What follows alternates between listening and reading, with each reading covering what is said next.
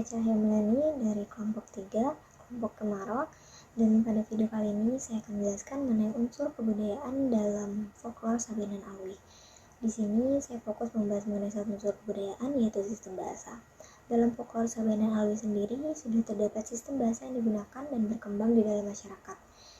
Dan hal itu bisa dilihat dari bagaimana terdapat komunikasi-komunikasi lisan yang kemudian digambarkan ke dalam bentuk dialog-dialog yang bahasa yang berkembang dan juga digunakan dalam penggambaran tersebut dapat disimpulkan bahwa di dalam cerita atau folklore Sabanan Alwi ini sudah terdapat sistem.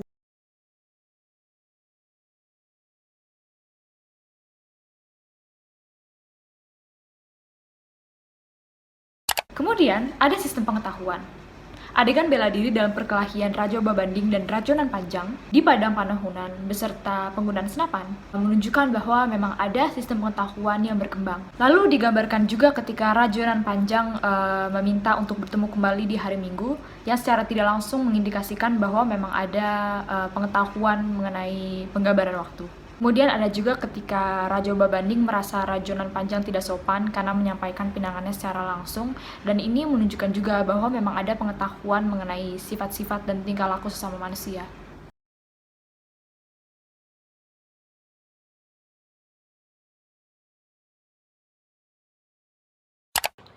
Jadi, perkembangan teknologi pada kisah Sabanan Alwi terdapat pada saat pengawal Rajonan Panjang menggunakan senjata keris, dan juga pada saat Sabanan Alwi menggunakan senjata senapan untuk membunuh Rajonan Panjang.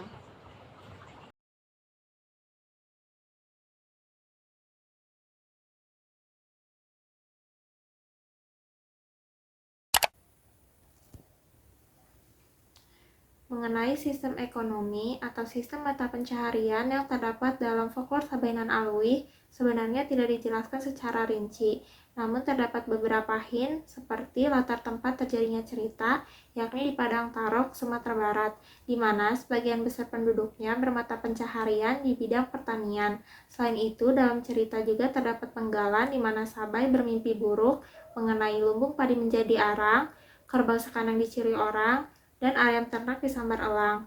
Dan juga diceritakan mengenai seorang gembala ternak yang menyampaikan kabar kematian ayah Sabai kepada keluarganya. Dari hal-hal tersebut dapat disimpulkan bahwasannya sistem mata pencaharian yang terdapat dalam folklore Sabanan Alwi adalah yang fokus di bidang pertanian dan peternakan.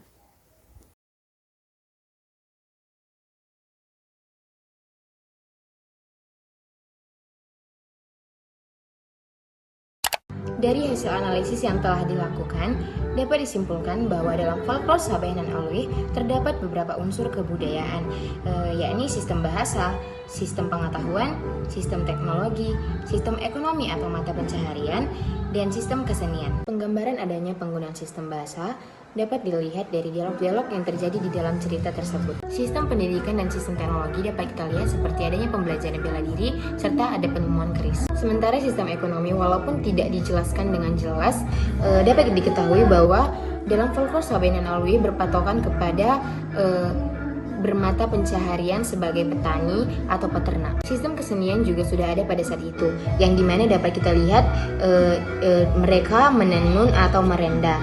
Dua sistem lainnya, yakni sistem religi dan sistem organisasi kemasyarakatan, tidak dijelaskan dalam folklore Sabanan Alwi dengan jelas. Namun, folklore ini memberi nilai moral terkait adat istiadat dan etika dengan menjelaskan mengenai nilai sopan santun dan berbudaya.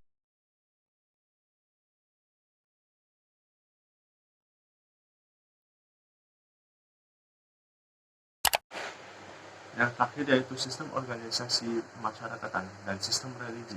Tidak dijelaskan dalam folklore ini terkait dua sistem tersebut, sebab fokus ceritanya mengisahkan tentang gadis bernama Sabanan Alwi, maka tidak ada unsur mengenai sistem kemasyarakatan yang dijelaskan secara rinci.